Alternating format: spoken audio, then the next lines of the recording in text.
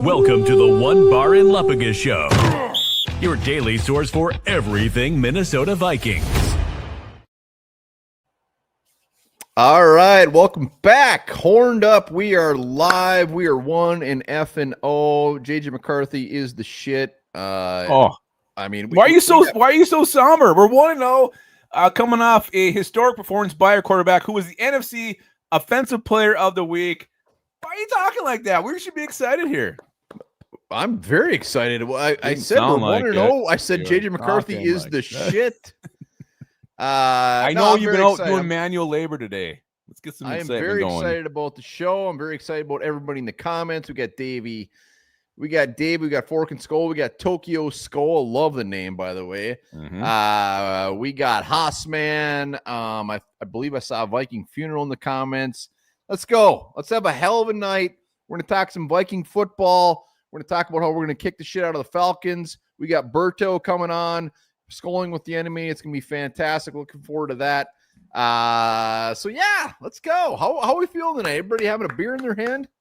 Yeah, I hope so. It is Wednesday. It's a Wednesday, and the Vikings are 1-0. We are undefeated. Improbable comeback win. Everything looked like it was going to go against us. JJ McCarthy says, nah, not tonight. I'm going to win this game. So, hell yeah, we're all feeling good, and I think it's only get better from here. Yeah, JJ McCarthy, player of the week. I mean, that is insane. I mean, even though we love to drink some purple Kool-Aid, like if you were to tell us this was going to happen before the game, I'd be like, you know what? Hey, that sounds great. There's no way in hell. Like it's beautiful. It is fantastic. And we're going to break this all down. We're going to talk with Falcons. We're going to do a bunch of shit, but man, it is a great day to be a Viking fan. It's fantastic. And against the Bears, Ben Johnson's first game as a head coach on their field, go in there and pull that thing out. That's such a demoralizing loss for the Bears. Like, how do you even come back from that? Like, it's just, I don't want to say it's a season changer, but if they come out flat against the Lions, it is for them. And that's all because of number 9. Yeah, the Bears-Lions game will actually be fairly entertaining. When do they play? Are they noon? Or are they? I don't think should be anything other than noon. Let me see. Yeah, that's gonna be a very interesting game. A lot of RIP Charlies in the comments. Yeah, very just fucking horrible day.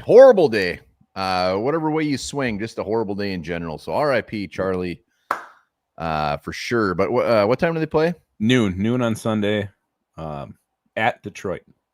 Ben Johnson's gonna walk into. They're gonna be giving him so much shit in Detroit.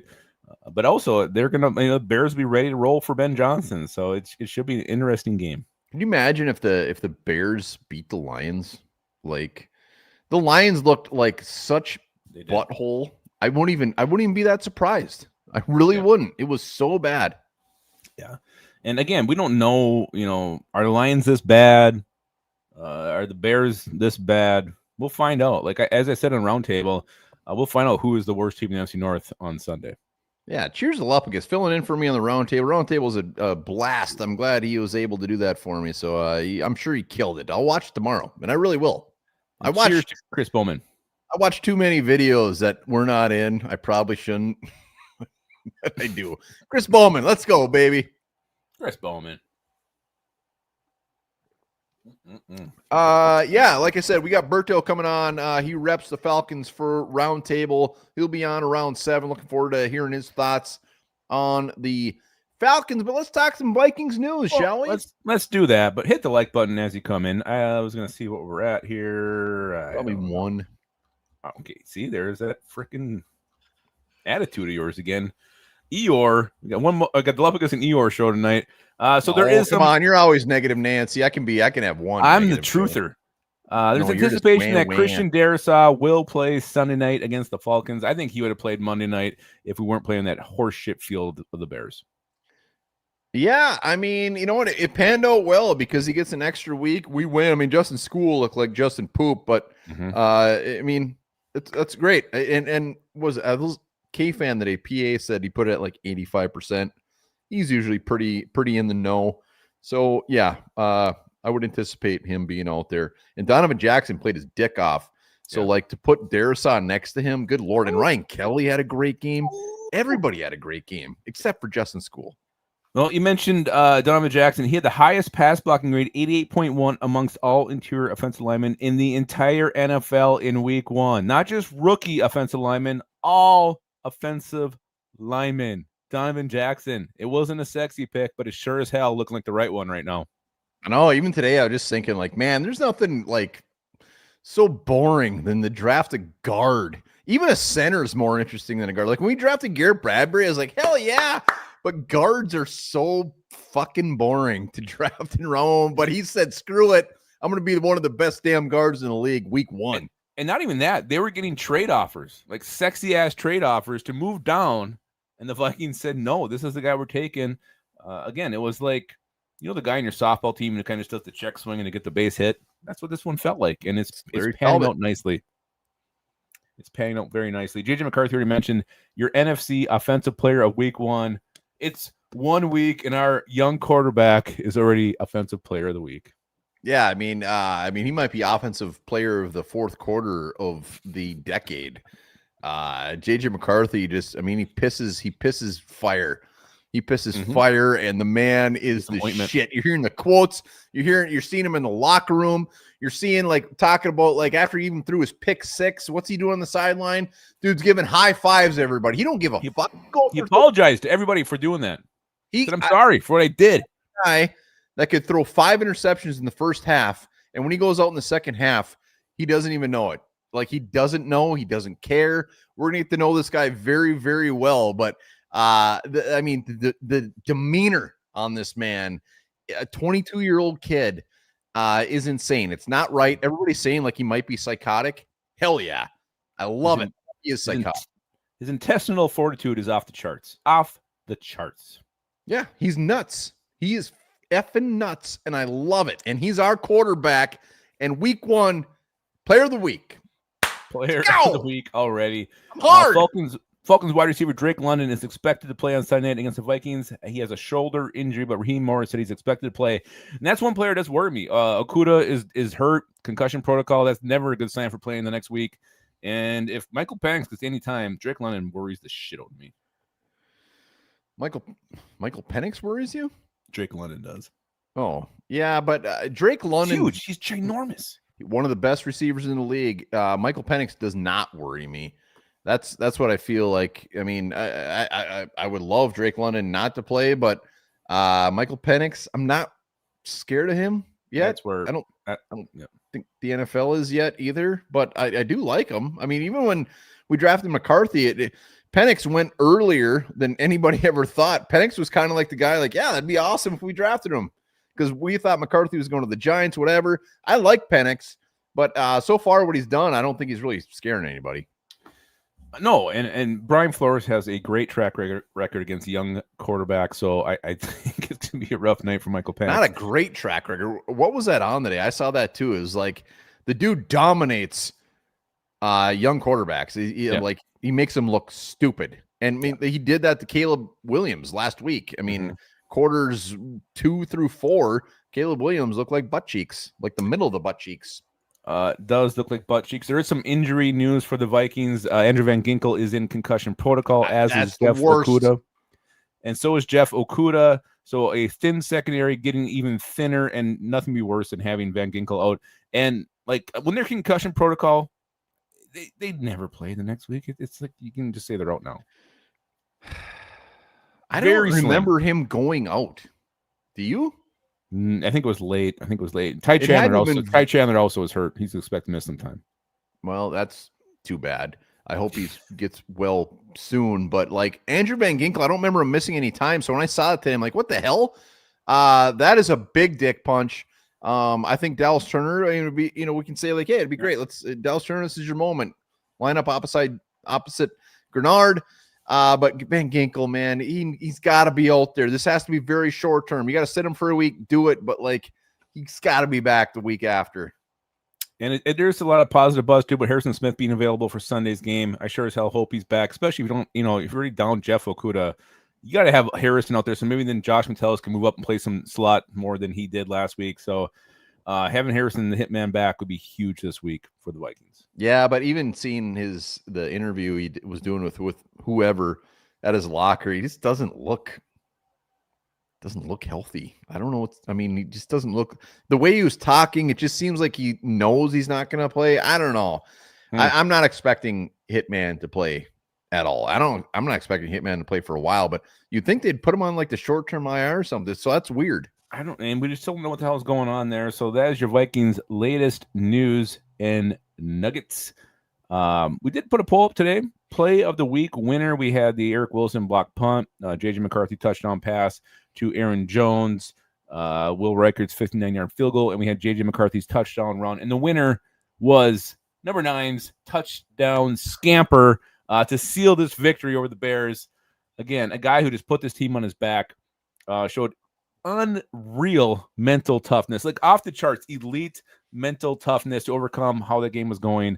JJ McCarthy, touchdown run, play of the week, voted on by you guys.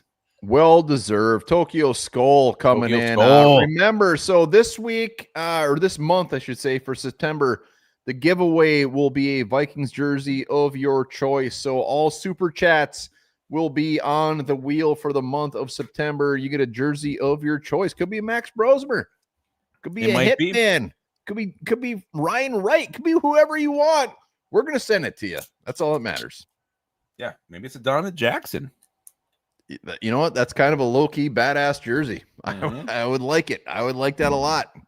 All right, let's jump into the mailbag. We just had a couple this week. This one's from Davey Chains, our good friend, longtime friend of the show. On Monday, Eric Wilson showed what he can do when given the opportunity and had arguably the game of his life, not just situational play. And with Cashman's recent history of extended injuries, it's about time he gets the chance to play a full game. Not just special teams, but the starting defense. What the hell is wrong with Jonathan Allen? We didn't fork out $51 million so he can be the invisible man the whole game. So a couple things going on here. Davey giving props to Eric Wilson, and then also questioning Jonathan Allen. Well, Jonathan Allen had a good game. I mean, he might have. I mean, he missed the one sack. The Vikings had 30 pressures. Mm-hmm. That's insane. Like that is absolutely insane. And Allen, yeah, he missed the sack. He kind of just looked like he was full of Weston vegetable oil. But I thought that defensive line showed up big time. Jalen Redmond included. Hargrave, we know he had the 2 sacks, but defensive line, 0 issues. Jonathan Allen earned that paycheck. I thought he did great. Yeah, I don't agree with that part of Davey's take, and I agree with pretty much anything Davey says. If he tells me to do something, I'll do it. But this part, I don't agree. Oh my God, I know where that's going. Yeah, and then Eric Wilson definitely having a shower.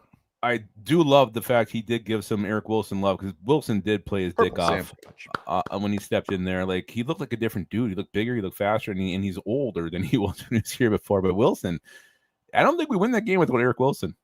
Here's the thing with Eric Wilson, and tell me if I'm an idiot. You're an idiot. Like, that's fair, accurate. With Wilson, he seems like the type of guy where he gets thrown in a pinch, he just lights it up.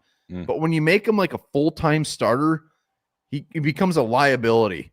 Like he comes out and just firing. Like, he's kind of like the underdog, the backup quarterback, where you throw him in and all of a sudden he just throws a spark out there. And he did it. He played fantastic. He did. And I want to see more Eric Wilson. Blake Cashman is gonna be out for a while. We're gonna see him.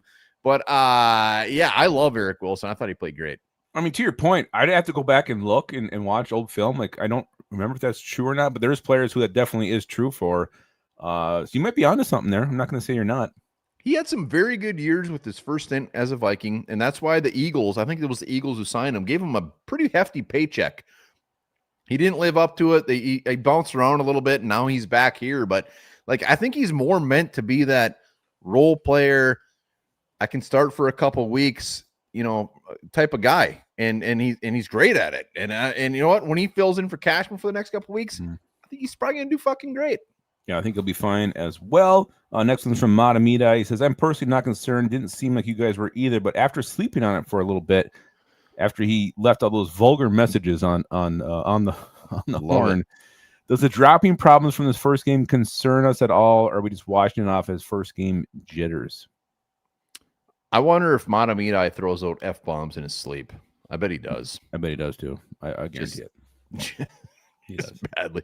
He's worried about the drops. Yeah. Nah, I mean, if it was Jalen Naylor still dropping them, like, Justin Jefferson ain't gonna keep that up. Adam Thielen ain't gonna have some drops. I'm not worried about the drops at all. Zero out of 10. I'll say this.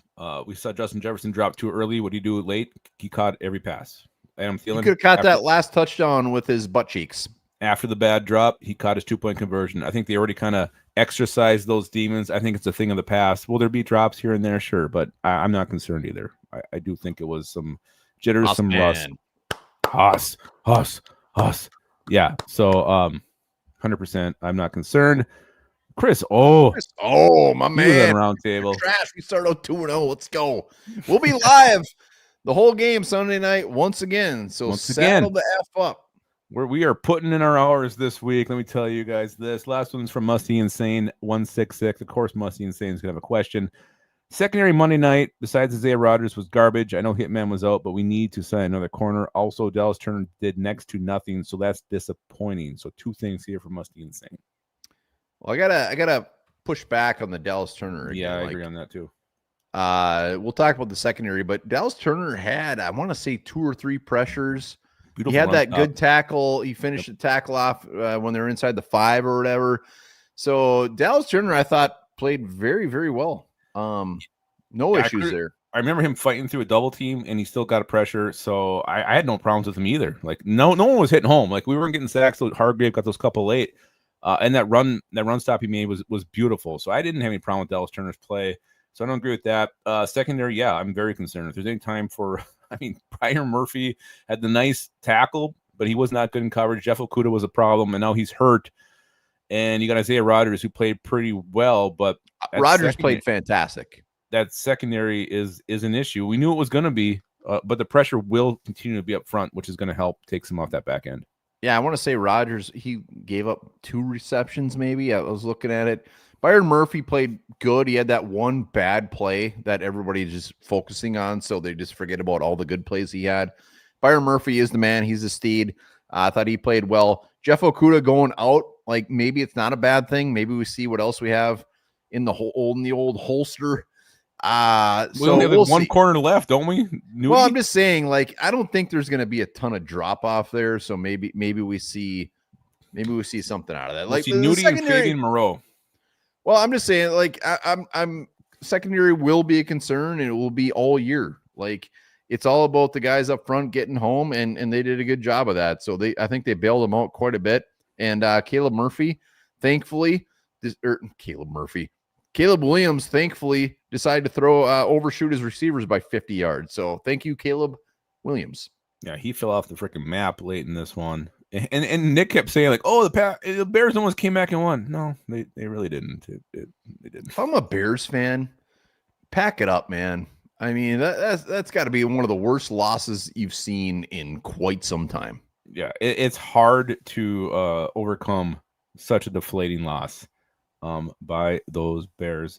So that is our mailbag. Thanks to everybody who dropped a comment in or a question in that. Berto's coming here very soon, 12 minutes. But until then, we're going to play some Is This True? We're going to have statements, and we're going to say, is this true or not? Let's start with this one. Miles Price is the best Vikings punt returner since Marcus Sherrills. Is this true? I mean, that's like saying, is the red starburst better than the orange? I mean, it's just so easy. Which one is it? The red starburst is much better. There hasn't been a punt returner since Marcus Sherrills. There really hasn't. There's been the D.D. Westbrooks. There's been the Brandon Powells. Jalen Naylor, I think, had a stint at it a little bit. There's been some gross-ass punt returners since Marcus Sherrills. Yeah, so it's definitely true. Maybe it was easy. I mean, on the other side of it, though, quick, Miles Price has like 4 punt return, 3, 4? I don't know how many he had. But, like, it's such a small sample. Did you hear what he said to KOC? Yes. Love him. Something about, like, he asked him, I don't know, about the first return and then, about being scared. And he said, Coach, nothing scares me. Yeah, no, he's fantastic. He's fantastic. I gotta cut a whiz. All right, you go cut a Waz. Let's talk a little Miles Price, because honestly, like, I wanted to put him up there for, I think we will start the game week potential, but like even like the best play, like his vision, his shiftiness, the way he hits the hole, he just has it. You can just see it. Like, he has what it takes to be a really good punt returner in this league for a really long time. So Miles Price is a guy we need to keep talking about. I'm excited to see what he does next week, because I think we do actually have ourselves a return man here, and one who's going to potentially be dangerous that teams will have to start kicking away from, which only helps field position for the Vikings. All right, is this true? Actually, I should probably wait for Lamar to come back. He's taking a urine. But yeah, I mean, like Ashley said, let's keep the comments to football here. Let's not start doing political stuff here, guys. It's not what we do here on the Lumbar and Lepagus show at all. Bro, Sam Squatch, he likes Price.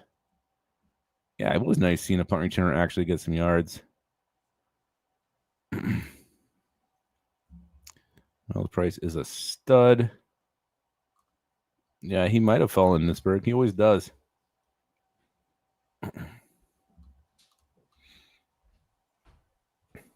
Carthy Opti. Let's go. All right. You got one for me? You want me to drop the ones I got for you? Donovan Jackson will be one of the best left guards in the league for the next 10 years. I'll let the comments comment on that one first, the commenters, before I give my opinion on that. Yeah, Miles Price is a stud. He's a stud. Said it best.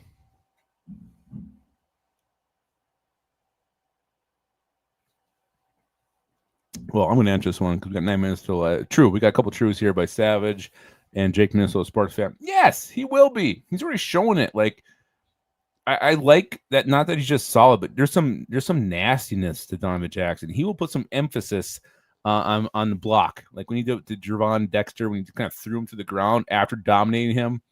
Yeah, he is fire. You're right. Rex won. He's a beast. Mean. It's a mean bugger. I think he is. It's beautiful the fact that we probably we do have a quarterback for the next however many years, and also a left guard. There's still fairly it's a very good time to be excited for Vikings football. And it's a good time to be excited about an interior offensive lineman. A couple of them. All right. Is this true? Willie fucking Fries. Is this French true? fry.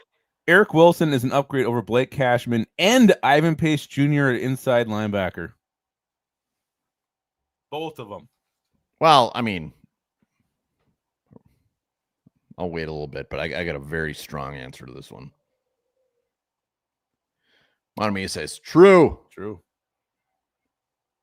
Wow, Nitzberg. Truths.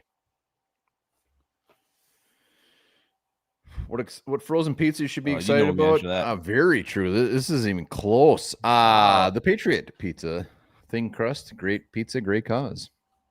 Darren Wanks is false. Here's where I'm at. Like, so you threw in Cashman and Pace. That's make it hard for you. To make it hard for you. Well, no, this was easy for me. Like Cashman, nobody when healthy, nobody's better than Blake Cashman, an inside linebacker. You got to come to a point where I know you love Ivan Pace. Like Eric Wilson should be on the field. Ivan Pace, like he's a great story. We love him because he's an undrafted free agent that was projected to go anywhere as early as round 3. That is why we love him. There's no sugarcoating it. There isn't. Even in college, his biggest thing coming out of the draft was his coverage and just his size. And you can say like, oh, size hasn't mattered. Well, how many times have we seen Ivan Pace be like, oh, you almost did it. Oh, you almost got it. Well, his size has a lot to do with that. And you know what? I would love to see more Eric Wilson, Blake Cashman when that is healthy, because I mean, Ivan Pace, hell yeah, third and whatever, put him out there.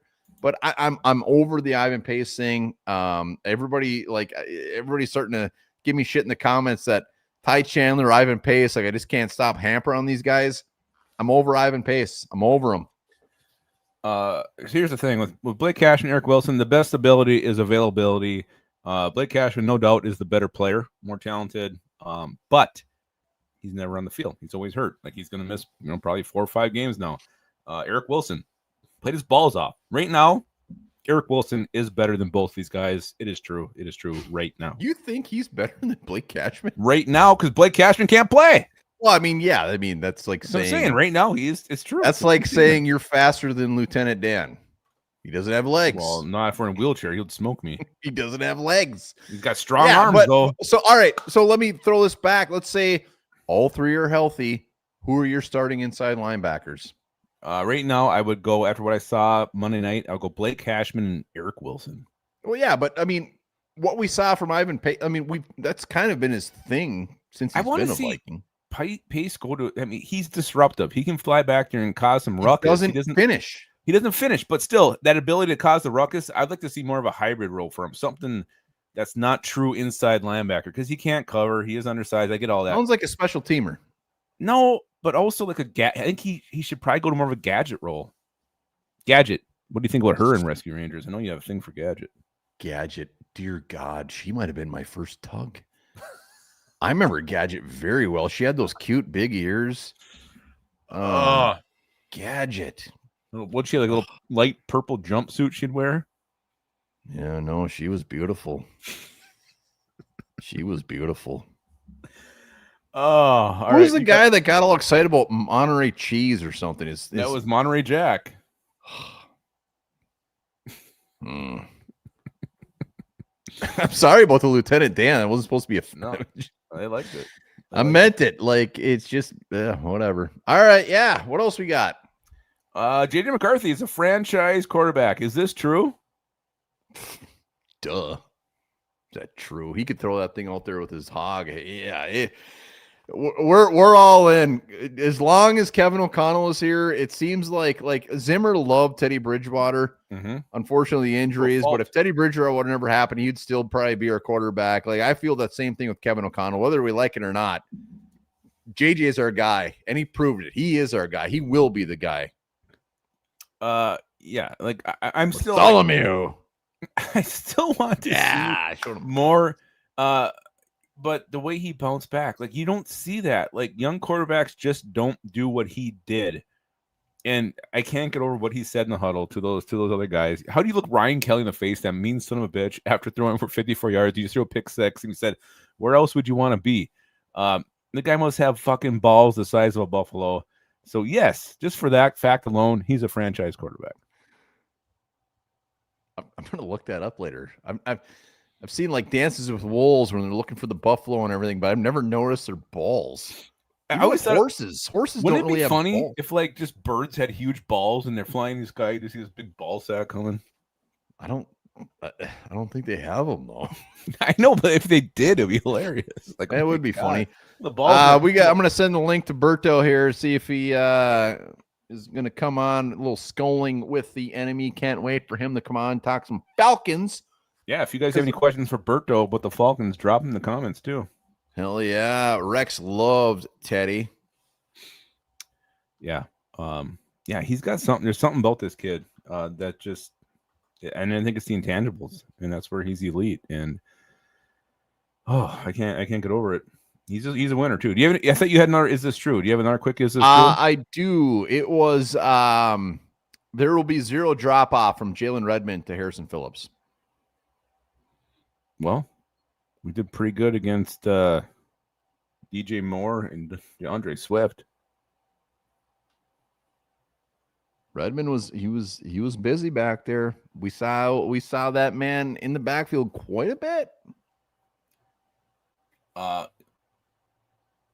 You said there won't be? I'm saying there will be zero drop off. We won't notice it. You could have. So basically, Jalen Redmond can be out there with a Harrison Phillips jersey, and you know what? You're not even know the difference. Well, after Bulldogs is more like an improvement. It's hard to say. It's hard to say that's not true after what you saw week one. He held the running backs for like 66 yards. Caleb Williams, he had to get free for a couple for like 58. But yeah, I think right now this looks true. Like the way they were attacking, I don't think you need that space eater, that run stuffer kind of a guy. I mean, it worked. And we'll see how this goes against Bijan Robinson. Huge test this week, especially a guy who didn't really run the ball well last week. I think the Falcons will be trying to establish that very, very hard and very, very strongly against the Vikings. So tough test. If they do it again, then yeah, definitely. Yeah, no, I think Redmond played very well week one. He did good. And Phillips, Didn't he have a pretty good debut with the Jets? I feel like he did. He said something about, I don't know if it was a bad play or that was the He worst said, game. I hope this is my worst game of the year Yeah. because he played very well. Yeah. That's a leader. That's what leaders do. I hope He's this is my awesome. worst show of the year. We have many of those. We have a lot of worst shows of the year. We're going to wait for Berto to come on here. I'm sure he'll be on here any minute. We're going to talk some Falcons, Vikings. Put some any questions in the comments. But is it me or do we just always play the Falcons? I feel like every year we're playing them. It's like the new Seahawks. Yeah, no, you ain't wrong. I'm looking forward to this Falcons game though. Well, it's just fun. Like you mentioned, the roundtable, like Penix, JJ McCarthy, like this college rivalry getting renewed here on a national stage. It's fun as hell. And I was a Michael Penix Jr. fan, so I mean, I wasn't a Michael Penix Jr. fan at 8 overall. Davey, just throw out the first half. Davey, appreciate you, buddy. We love Davey. Talk about something. I'm gonna try to get another brewski lined up here. No, I will. I think I should reply to that. Yeah. So I'm going to touch on something that I know Delton was bringing up, and I intentionally didn't mention this in the roundtable because I want to give all my love to JJ McCarthy, but the defense did play their balls off. Like the first scripted series wasn't good. We missed a lot of sacks, but they had a huge role in this game, staying close, not getting out of hand. The fact that we kept saying, like, how was this like a 1-score game at the start of the fourth? And that pick six happened. It was because the defense, the adjustments they made after the scripted series. Caleb Williams was scared to death. Yeah, he's slippery. He's faster than I remember him. I don't know what happened there. I don't remember him being so elusive last year. That stupid gray undershirt he has. I think it's just full of lubricant. Yeah. So I don't know. Like this defense does deserve a lot of credit, and I intentionally didn't do it. So because I wanted to give it all to JJ McCarthy, but the defense was awesome. Hargrave, Allen, I thought Turner played well. Grenard was getting back there. They were all very good. So our defense is what it is. They're dominant, and they're going to be dominant this Sunday against Berto's Falcons. Bulldog, breaking news. Lupagus is now the man on Roundtable. I'm not good at the technical stuff. I'm fine with that. They want me to host it. We got freaking Berto in the house. Oh, my God. I just tried to switch it, and the guy left. Screwed it all up. There he is. Oh, there he is. What's up, fellas? What's going on, buddy? everybody? I'm doing great, man. Glad to be on, man. Appreciate the invite, man. We're glad to have Hell you, yeah, man. Berto, NFC South rep for the Falcons on the Roundtable, man. Yes, Appreciate the you hopping Roundtable on. family. Definitely not. Appreciate you guys thinking of me, and glad to be on with you guys, man. Well, I think about you a lot. I was going to say the same thing. Oh, I wonder why. It's the beard. It's the beard. How's it smell? What's it feel like? Yeah, no, hey, man, beard's fine. It holds on. It holds great in cold temperature, so it's fitting, man. We're in New England, so we're getting into that time of the cold. So yeah man, it's fitting. It's definitely fitting, man. Well, we appreciate you taking the time. So you have a live tonight, right? Yes, I do. 9 p.m. Myself and my co-host Bro Talk, we are the duo named Reporting Eligible, live on YouTube every Wednesday night, 9:00. Yeah, and I always stalk the guys we bring on, so I watch some of your shows every. You guys do an awesome show. You guys absolutely I appreciate it. Kill it. Yeah, he just he thinks about you and stalks you. So I hope you feel safe, Berto. Yeah, nah, you're fine. It's a safe stock. He knows you're in New England. I would keep the lights on at night. Dropping dimes, man. That's all right. Wake dropping up locations. For you. All right. Now you guys kill it over there, and you Thank kill it you, on Roundtable. I watch you guys on Roundtable as well. So we appreciate you coming on. But let's talk about this game. I mean, Sunday night game, prime time, baby. We've already had comments. We threw it out there like, hey, if you got any questions, we got our own questions, but we got to at least talk Kirk Cousins for a second. Yeah. Just for a second. Do you guys, would you take like a 7th round pick for this guy at this point? Like, do you just want him off the team? What's your thoughts? No. In the beginning, sure, I did because, the fan in me was upset and angry that he made the decision to withhold so much vital information from our team last year. The Falcons were trajecting into making the playoffs, and that was because of the arm of Kurt, but then everything just went south after that New Orleans Saints game. He hurt his arm. He had other little minor injuries that he wasn't really fully giving details to the ball club per se, and he just derailed the season. But fast forward to now in 25, I just feel like he serves as that mentor that Penix actually needs. This is Penix's only second year, his fourth start, going into his fifth start on Sunday night. So I think that with every word that comes from Kirk's mouth is valuable, because this is a vet that has been in big games. He's been a Pro Bowler in the league, and he knows a thing or two about the Minnesota Vikings defense, the culture. So I'm sure that he can help, in the meeting rooms, in production, in Michael Penix, and seeing different things that Brian Flores loves to do, which, he's a mastermind at the blitzing. He loves doing it a lot, and he's made a lot of good quarterbacks look foolish in the National Football League. And with Penix being in his second year, I think it's vital that a guy like Kurt is sitting behind and just mentoring him and getting him ready for, big games like this. We'll stick with quarterbacks. Let's stick with Penix. You've only had 4 starts, but what's your opinion of him so far? Are you buying into him? You're happy he's your quarterback? I'm happy he's our quarterback. I think that decision, when he was chosen 8th overall in last year's draft, sure, it's sent shockwaves throughout the league, but you cannot fall in love with the talent, the arm talent, the IQ, the success that he's had at Washington. He's tailor fit for the Zach Robinson offense. I am happy where he's going right now. Last week, 298 yards, most of his career so far. He had a 50-yard touchdown pass to Bijan Robinson. So, I mean, the arrow's pointing up, and I'm happy where he's at now. Still a lot of games left to be played, and, we'll see week 8 around there what the moxie is, or the grit of Michael Penix Jr. is. But so far, I'm liking what I'm seeing. Nice. Well, Berto, I wasn't gonna have a beer tonight, but now that you're on, I'm gonna crack one just for you. Cheers to you, man. Love it, man. Thank you, man. Wow. Appreciate that. Wait, I got another question for you, but just super quick. Like when Penix was drafted, like, did you crap your pants? Were you like, what the hell? Did you have any inkling yourself? Originally, yes, right. But then it's like one of those things, when the dust settles, you understand. So my main thing was we needed pass rush, right? That's the Achilles heel, no pun intended, of the Atlanta Falcons is the pass rush. There were some good guys left on the board. We saw what Jared Verse did last year for the Rams. Lateu Latu, another guy that was hyped and getting after it. Dallas Turner didn't make that much of an impact for y'all, but I'm sure that you guys are pumped for your guy and what he can do in this Flores system. So. And I'm sure that, numbers will be coming soon. But yeah, I was surprised until you started looking at the track record, and the track record justified the reason why we took Michael Penix. There was no succession plan. We've been spoiled with having a guy like Matt Ryan for so many years. And then once Matt Ryan left, we saw just a downward spiral of quarterbacks. Desmond Ridder, Taylor Heineke, Marcus Mariota. It had to stop. A plan needed to be put in place. Now, we know that Kirk, 36 years of age, he's not, let's face it, he's not going to be one of those guys that plays late into his 40s like Brady or Drew Brees or anything like that. He's on a short term right now, at 37. So we needed to find out and figure out, all right, who's going to be the next viable guy to take the reins once Kirk is done. And Michael Penix, came about.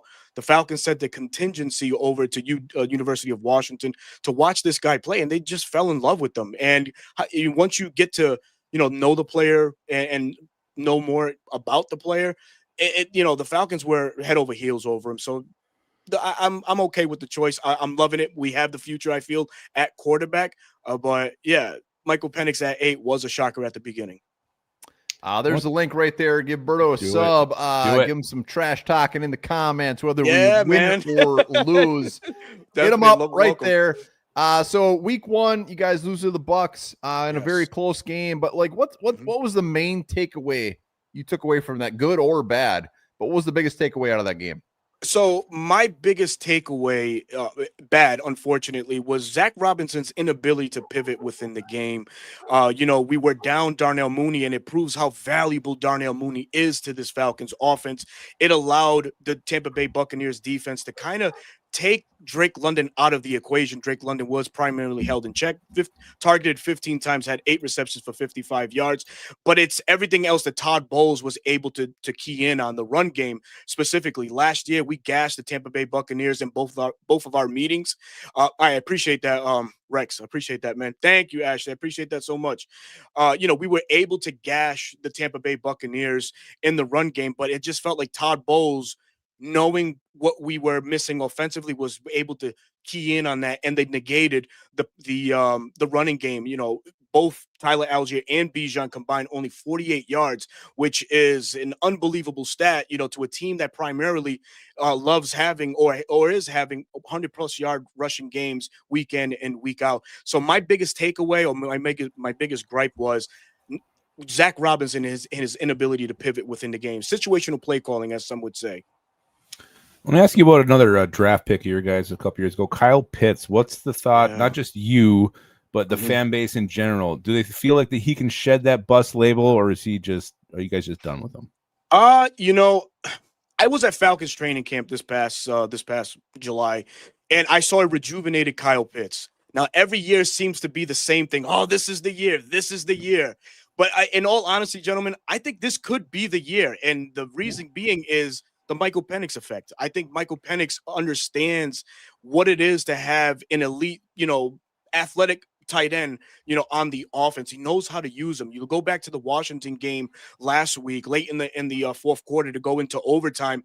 He threw a laser to him. He had all the confidence that, Pitts was going to win his 1v1 matchup, and he did. This year, I just feel like it's all going to come together. I think the plan for Pitts and his uptick in receiving and receptions is going to go up. Penix, to me, is the primary reason. The reasons before, I don't think that we were able to enjoy the best of Kyle Pitts is quarterback, right? Desmond Ridder, Marcus Mariota, Taylor Heineke. I was shocked that the numbers weren't great with Kirk Cousins, because when Kirk was in Minnesota, I believe it was 27% of his passes went to TJ Hawkinson, the tight end at the time. So I felt when we got Kirk Cousins, like, wow, man, I think the very best version of Pitts is going to be here now. And it wasn't the case. I think it was a small trust factor with that. But fast forward to now, I think that the optimism is still around, but it's dying off per se, because he's going into his 5th year. All right, there's a link once again. Let us know in the comments when you give Berto a sub. Thank you. Do it. Do it. It's gonna feel so good.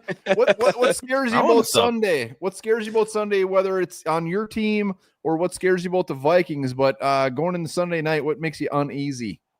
Uneasy for me would be our offense going against the Brian Flores effect in that defense. You guys do a fantastic job at just creating havoc. You guys utilize your linebackers very well. I know you guys have some injuries that you're looking at, and Andrew Van Ginkel, Blake Cashman and company. Those might be some factors going in for Atlanta, but for me, it's still the offense. What can Zach Robinson learn from his hiccups in week 1 and translate into week 2? Last year when we did play, I believe it was week 13, Zach was able to orchestrate a pretty decent offense and move the ball successfully against the Minnesota Vikings.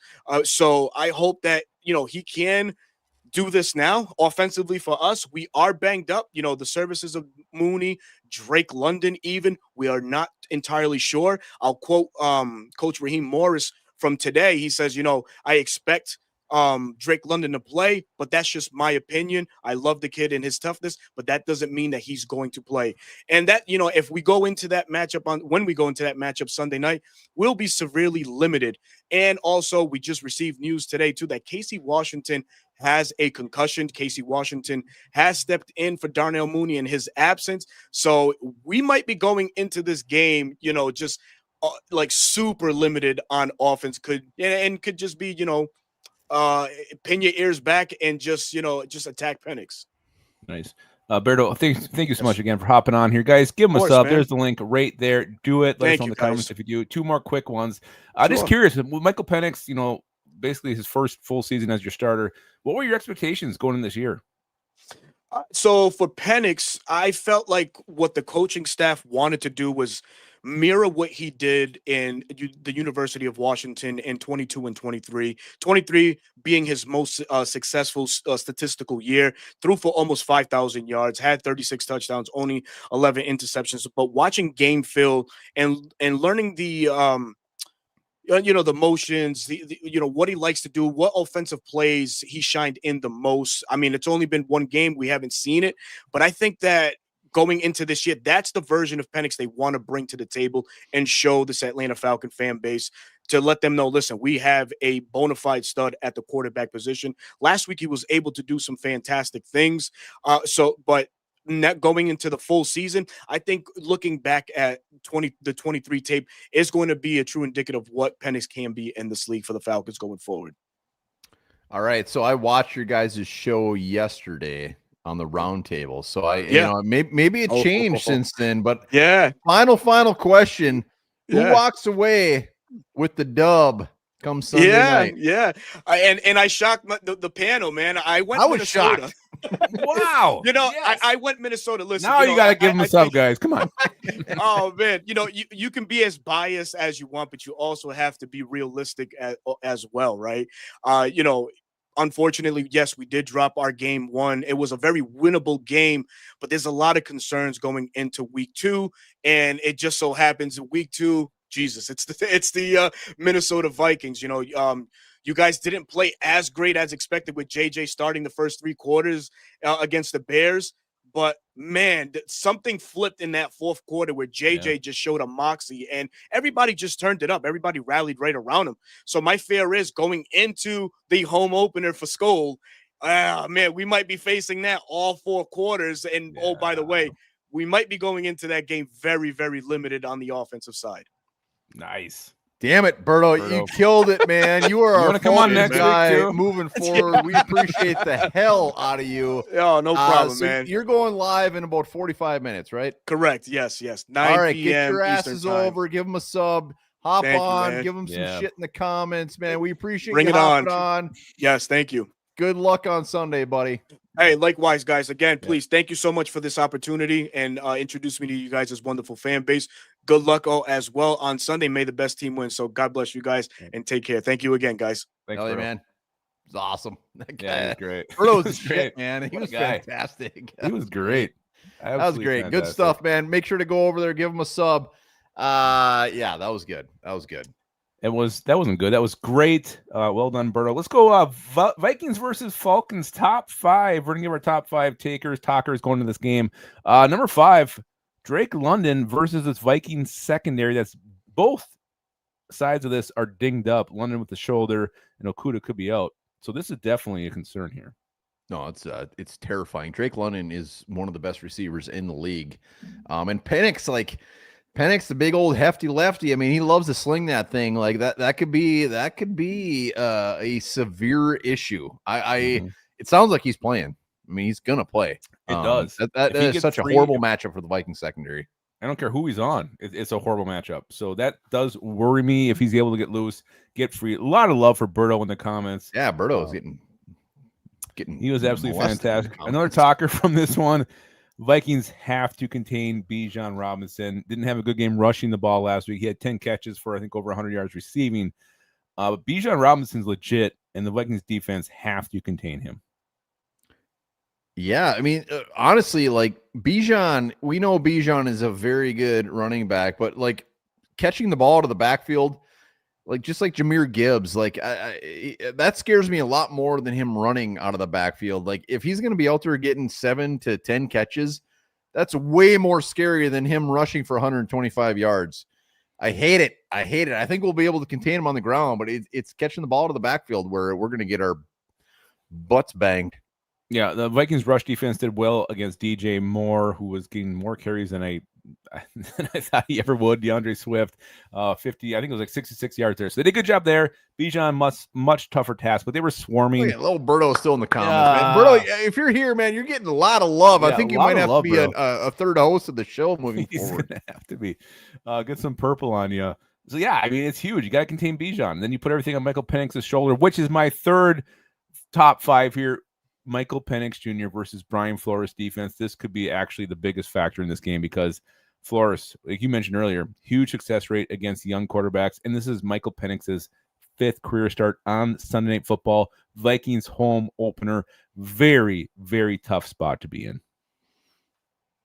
I'm going to say something that I'll probably regret, but like Michael Penix does not scare me at all. Like, and it's more so because of our beautiful defensive coordinator and what he's done. Like, I think he's going to Miyagi this defense, even with Cashman out, even if Van Ginkel is out, I think he's going to do his thing. And I think he's just going to put this second-year quarterback in a tough spot. And I think we're going to be just fine. Penix, I mean, his ceiling might be very high. We don't know. I actually really like that guy, but I think come Sunday night, he's not going to look great. I mean, what quarterbacks had success against Flores last year? Jared Goff twice and Matthew Stafford twice. That was it. The rest were dumbfounded, confused. Damn it, Stafford. I know, but they're the ones that did it. Michael Penix doesn't fit in that mold. I think he's going to have a rough game Sunday night. One thing I want to see, too, top 5 here. This is number 2. Can the pressure actually hit home? Can we get some sacks? 2 sacks last? We should have had 5 sacks, maybe more. This pressure has to hit. Wrap up. Get these guys to the ground. Hit home. Don't just pressure these guys. I should have wrapped up when I was younger. Are you serious? Oh, yeah. Why were you in my parents' bed anyway? Yeah, I mean, come on. The thing is, I'll give Caleb Williams just that elusive athletic, where Penix is more of that heftier built, just gunslinger. So I think we will be able to hit home more on Penix. We better be able to, because those 2 sacks last week really should have been like 5, like you said. We got to hit home, and I think they will. They're going to lower that shoulder. We're going to make him shit his pants. I hope so. Number 1 talker, I think, in this game, J.J. McCarthy in this offense. Can he get off to a hot start? I think everything just went better that 4th quarter. The line was better. Jordan Mason was running well. Aaron Jones was getting some space. Everything just clicked. I want to see a fast start this week against the Falcons defense. None of this bullshit 54 yards in the first half. I want 200 yards in the first half, at least. When you look at this Falcons defense, they got some very young guys, especially in the second year. They got Billy Bowman, a guy that we always drafted in like round 4 or 5. They have Xavier Watts back there, the Notre Dame safety. They have 2 edge rushers they took early. Pierce. They got some very young guys on this defense. So I'm very curious to see how they come out with J.J. McCarthy. Do they just take the training wheels off and say, go sling that thing? Because 4th quarter was beautiful because they said, screw it, let's go for the win. How are they going to come out? It's going to be very interesting. Wes Phillips, hopefully he's not drinking the night before. I'm also curious if Jordan Mason will get a little bit, maybe a heftier workload. Like, I don't think he's not going to start, but I think he gets worked in a little more. He was definitely a spark that kind of led this comeback last week. So Jordan Mason, I think a heavy dose of him. But yeah, I want to see McCarthy in this offense.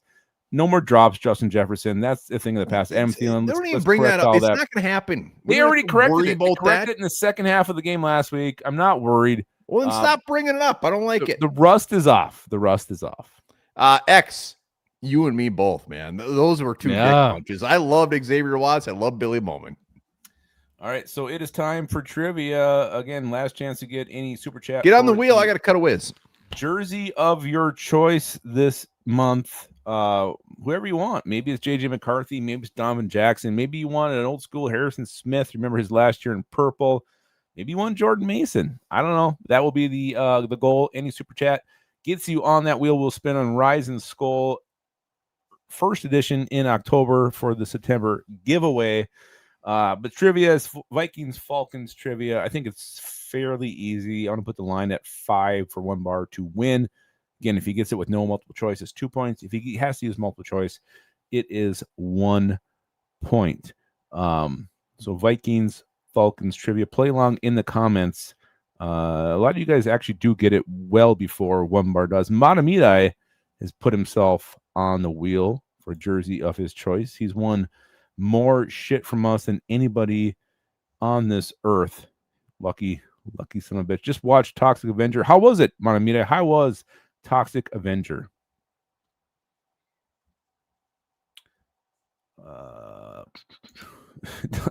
Yeah, Mario Kart. I love the Mario Kart reference. I love myself some Mario Kart.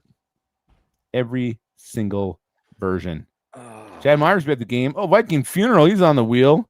Long live the One Bar and Lupicus show. One Bar Lupicus and Berto, shit, apparently. What I miss?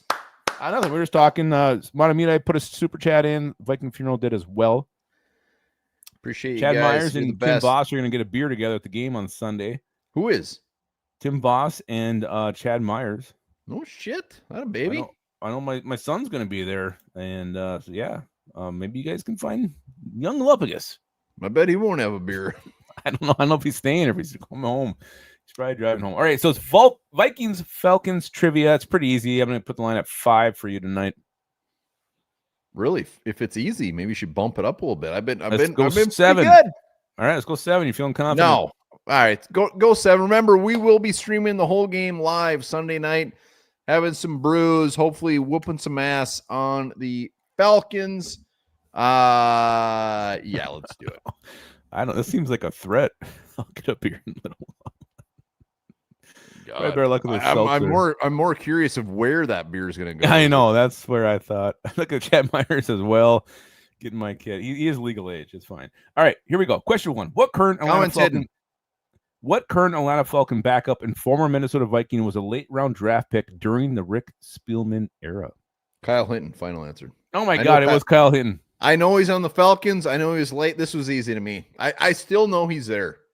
2 points. You're off to a great start. I stock Kyle Hinton more than I should. More than you stock Berto, apparently. You know what? I thought Kyle Hinton was going to be just like the Brandon Fusco. I thought he was going to be a guy that was just going to step in and be dominant for a couple of years. And I've followed him, and he's still a Falcon. Still a Falcon. I'm surprised he's still in the league, personally. Question 2: What former Viking and Falcon had the following career path? Are you ready? Former Viking and Falcon career path. All right. Here we go. Purdue, Illinois, Indianapolis, Atlanta, Oakland, Minnesota, Washington. Jesus. I have no idea. You want me to repeat the career path? So it started at Purdue? Purdue. And then where? He went to Illinois. Oh, Jesus. Sounds like he got in some trouble. So he went to Illinois. Back then, I don't know. Indianapolis, Atlanta, Oakland, Minnesota, Washington. No one's playing along in the comments, by the way. Give me multiple choice. I'll get this. This is a hard one. Was it A, Kirk Cousins, B, Jeff George, C, Laquan Treadwell, D, Wade Wilson? I think it's Jeff George. Give me that one more time. I didn't know he started at Purdue though. I know Jeff George was at Illinois, and then he went to the Colts. So what was after the Colts? Atlanta, Oakland, and then what? Raiders. Oh yeah, that's Jeff George. 100%. Final answer. Jeff George is correct. You got 3 points with like 4 questions to go. You're sitting very pretty to get that 7. All right, here we go. Last year, the Vikings beat the Falcons 42-21. Which Vikings pass catcher scored 3 touchdowns in that game? 3 of them. Was it Jalen Naylor? I think it was. Let's see. How many questions I got left? You got 3 after this. And I'm at 4 points. You're at 3 points. I think it was Jalen Naylor. Final answer. No, it was Jordan Addison. Jordan Addison had 3. This is a stupid trivia. I hate it. I'm so mad. I hate that I said Jalen Naylor. Yeah, I know he ever scored 3 touchdowns in his life. I thought you were trying to throw me a curveball. No, it was Jordan Addison. He had a game last year where he had 2. I think it was a Niners game, maybe. All right, question. I don't. These all came out numbered wrong. I think it's question 4. What current member of the Vikings practice squad spent the 2021 season as a member of the Atlanta Falcons?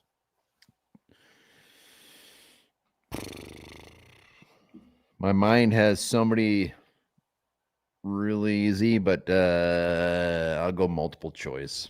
A, Kayvon Wallace, B, Nick Vannett, C, Tim Jones, D, Fabian Moreau. My gut said Fabian Moreau. I'll stick with that. Fabian Moreau. Your gut was right. It was Fabian Moreau. Fabian Moreau is correct.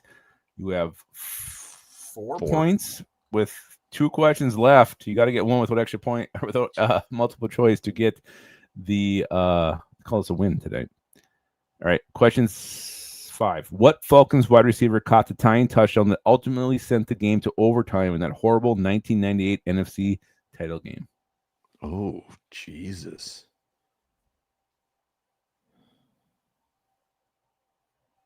Oof, boy. I'll take multiple choice. Was it I have A, a name in my mind. Was it A, Tim Dwight, B, OJ Santiago, C, Terrence Mathis, D, Tony Martin? It's funny because I had Tim Dwight in my head, but when you said OJ Santiago, right? Mm-hmm. That weirdly tickles my butthole. But Tim Dwight, I was thinking Tim Dwight from the start, so I got to go with him. No, it was Terrence Mathis. It's gonna be a That's loss for you. stupid. This trivia is horrible. I hate trivia questions. I can't even win now. You can't. You got cocky. I was going to set the line at 5. You wanted to go 7. All right, last question. It doesn't even matter, but who was it? Who caught it? Terrence Mathis got 2 touchdowns that day, and the last Good one for him. tied the game. Yeah. All right, last question. They didn't win the Super Bowl. What former Vikings and Falcon do these words describe? You ready? Yes. Old Dominion, 29 career starts, XFL, kicking glass, Chargers, 6,663 passing yards, severed tendon. Taylor Heineke. It is Taylor Heineke. You got 6 points. You're 1 away from calling this a victory. I'm such a loser. I apologize for letting everybody down. Tim Dwight, are you sure Tim Dwight didn't catch that thing? I double checked. I'm not Did he like give you. him the I ball don't put afterwards? wrong answers in trivias. All right. Well, those were good questions. I appreciate it. I stepped on my ding dong. My ding dong's gone. It's flattened. You're cocky though. I like your cockiness. Well, I mean, I have been. I mean, I think last week I got like 9. I mean, at some point you got to step it up a little bit. I fucked up. Jalen Naylor one will bug me the most. As bad as your what was it? What was that quarterback you kept guessing? No. We're not leaving until we get it. It's God, old as shit. I keep wanting to say Joe. Clap, click. Yeah, I know you're right. Comments. Come on, everybody knows this. Joe. It's embarrassing. I keep wanting to say Joe. I'm gonna sneeze. Don't Who's sneeze. the old quarterback that I keep? Where's Davey when we need him? You're Googling it. I can hear you. Well, I'm trying to find out what the hell his name was. Also, before we wrap this thing up, it's I'm gonna sneeze. I keep wanting to sneeze. Joe Cap. Ugh, yuck. I'm sorry. You know, T-Bass, I hope you're watching this at some point. We love you. We love your support. We love the emails. We love the fact that you just cook lizards and eat them raw. We haven't seen you since JJ came back and won that game. You don't like JJ? You don't like Kevin O'Connell. And the reason they won that game was because of JJ and Kevin O'Connell. Yep. So, like, you haven't been around. We want to see you. We want your take on the game, man. We want your honest take on the game. We don't want to see you in week 3 when all of a sudden JJ looks like an absolute rookie and throws 3 interceptions. We want to see you now. You might. So, saddle up, man. Saddle up. One more pleading to T-Bass. And you know what? Good for T-Bass for getting that much time on this show and not even being here. That came from the heart. I love T-Bass, but you can't do that and then just disappear. I know. I agree. All right. So again, everybody, thank you for the super chats that came in tonight. Greatly appreciate for watching. Everybody who hit the like button. And guys, remember this. In 2015, a goat named Timur was placed in a Russian safari park's tiger enclosure as live prey. But instead of being eaten, he formed an unlikely bond with the tiger and they became very good friends. That's a really good story.